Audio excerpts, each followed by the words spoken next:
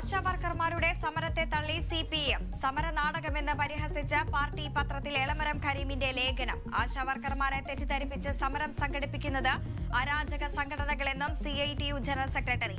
ആശാവർക്കർമാരുടെ സമരം 15ാം ദിവസം.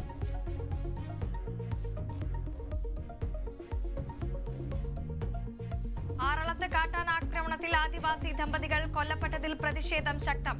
വനം മന്ത്രി പങ്കെടുക്കുന്ന സർവകക്ഷി യോഗം വൈകിട്ട്. കൊല്ലപ്പെട്ടവരുടെ പോസ്റ്റ്മോർട്ടം ഇന്ന് നടക്കും. പഞ്ചായത്തിൽ UDF BJP ഹർത്താൽ. ആറളത്തെ വീഴ്ചകൾ പരിശോധിക്കുമെന്ന് മന്ത്രി AK ശശീന്ദ്രൻ.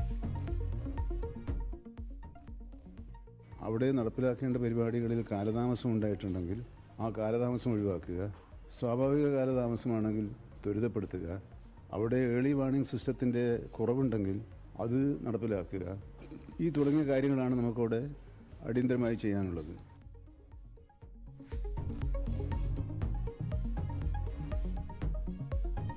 കോൺഗ്രസ് നേതൃയോഗം തിരുവനന്തപുരത്ത്. തദ്ദേശ തെരഞ്ഞെടുപ്പിനുള്ള ഒരുക്കങ്ങൾ പ്രധാന അജണ്ട.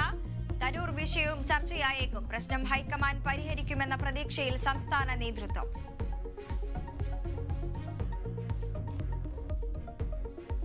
NCP സംസ്ഥാന പ്രസിഡന്റിനെ പ്രഖ്യാപിക്കുമെന്ന് മന്ത്രി AK ശശീന്ദ്രൻ. പാർട്ടി പദവിയിലെ ഒഴിവ് നികത്തുമെന്നും കേന്ദ്ര നേതൃത്വം ആരെ തീരുമാനിച്ചാലും അത് അംഗീകരിക്കുമെന്നും മന്ത്രി.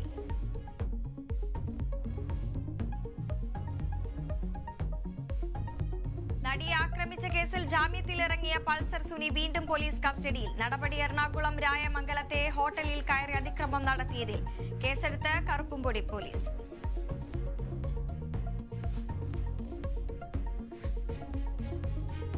ഫ്രാൻസിസ് മാർപ്പാപ്പയുടെ നില ഗുരുതരമായി തുടരുന്നു. ശ്വാസതടസ്സം കാരണം ഓക്സിജൻ നൽകുന്നുണ്ടെന്ന് വത്തിക്കാൻ. രോഗം വൃക്കകളുടെ പ്രവർത്തനത്തെ നേരിയ രീതിയിൽ ബാധിച്ചു. ആശുപത്രി മുറിയിൽ മാർപ്പാപ്പ പ്രാർത്ഥനയിൽ പങ്കെടുത്തുവെന്നും വത്തിക്കാൻ.